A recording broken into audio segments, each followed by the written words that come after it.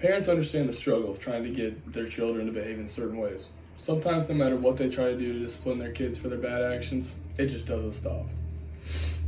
So, this speech will inform you of different ways to approach disciplining your children. Even while one disciplinary technique may not suit your children, maybe try a different approach with one of these different methods. I researched this because I've always been curious about how some parents can get their kids to behave so well, while other parents have trouble keeping their children running amok. First, I will talk about gentle discipline. Secondly, I will cover boundary-based discipline.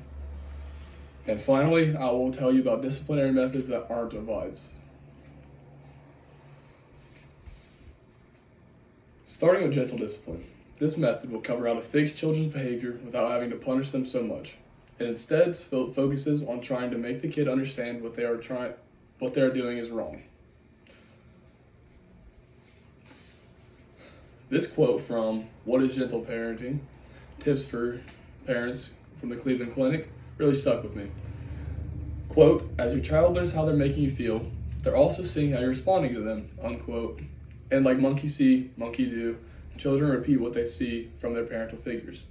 So when they misbehave, yelling at them and making them scared would cause them to keep repeating the action because you didn't stay calm and help them understand that what they were doing was wrong.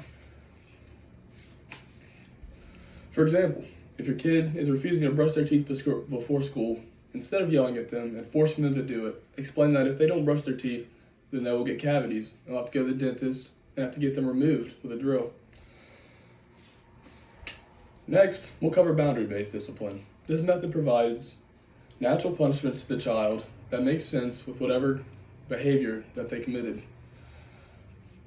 And this is a great disciplinary method for parents who would like their children to learn consequences for their actions without having to be the villain in their kid's eye.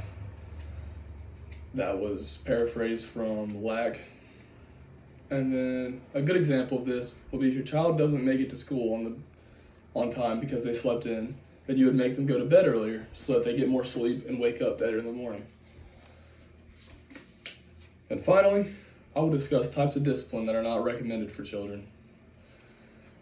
First, parents should never punish their children by using force, such as slapping, spanking, hitting, or paddling them.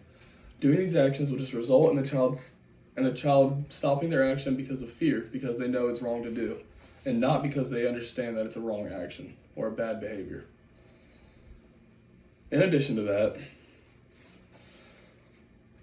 what's the best way to discipline my child? Explain why verbal abuse isn't the answer for bad behavior either.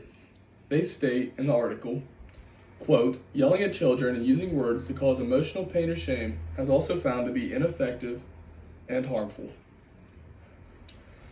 Harsh verbal discipline, even by parents who are otherwise warm and loving, can lead to more misbehavior and mental health problems in children, unquote. Finally, today I discussed gentle discipline and how it's a method that doesn't use punishments. Secondly, we covered boundary-based discipline and explained that it used types of punishments that relate to the child's bad behavior and make the parent seem like the good guy. And finally, I shared information about the disciplinary methods that are not good for children. So, parents, there are many different ways of disciplining your children, and sometimes you have to try a different method if the one you're currently using isn't fixing the bad behavior. After listening to the speech, you guys should have a good idea of what to do and some good methods that should be applied to the house, and some things what not to do and methods that shouldn't be applied to the house.